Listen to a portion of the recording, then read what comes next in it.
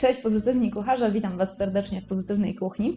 Pokazywałam Wam wczoraj, jak przygotować domowy budyń, a dzisiaj pokażę Wam, jak taki domowy budyń przygotować do takiej gęstości, żeby można było zrobić z niego potem, po zmiksowaniu z masłem, pyszny krem budyniowy, który można wykorzystać do przekładania ciast, który można wykorzystać jako dodatek do tart czy nadziewania muffinów albo pączków. Taki krem budyniowy przygotowuje się z budyniu, który musi mieć odpowiednią gęstość bardzo dużą. Ja tutaj już większość tego budyniu niestety zjadłam, więc na krem będę musiała go ugotować jeszcze raz, ale ważne jest właśnie, żeby budyń był gęsty, sztywny, żeby stawała w nim łyżka, żeby po ugotowaniu z tego garnka on nawet po przechyleniu nie wypadał. Taki budyń można przygotować według tej samej receptury, korzystając z tych samych proporcji, co pokazywałam wczoraj, z proporcji na domowy budyń, ale jest też kilka trików, które można wykorzystać, żeby ułatwić sobie osiągnięcie takiej gęstości bez grudek.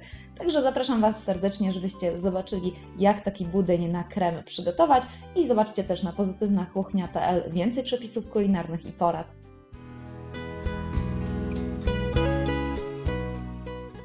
Z całego zapasu mleka odlewam 1 szklankę i dosypuję do niej cukier oraz mąkę pszenną, zwykłą mąkę pszenną tortową albo mąkę kukurydzianą i mąkę ziemniaczaną. Jeśli nie korzystacie z cukru waniliowego, takiego domowego albo wanilinowego ze sklepu, warto jeszcze dodać do budyniu ekstrakt z wanilii albo miąższ z połowy laski waniliowej.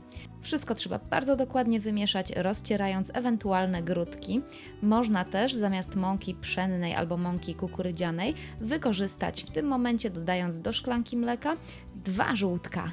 Żeby budyń był gęstszy, można zwiększyć ilość mąki do 3 łyżek na 500 ml mleka, zarówno tej pszennej, jak i ziemniaczanej, albo zmniejszyć ilość mleka do 375 ml.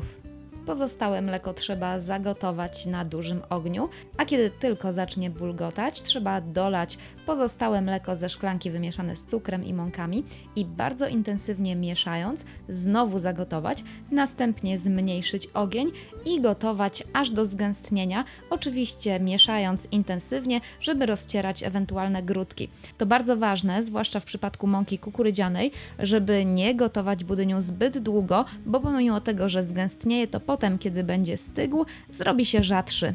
Końcówkę gotowania zawsze robię już bez włączonego ognia, po prostu mieszam intensywnie budyń w gorącym garnku, a potem odstawiam do wystudzenia. Mam nadzieję, że kremy budyniowe wyjdą Wam fantastyczne. Zapraszam po więcej przepisów na pozytywnakuchnia.pl.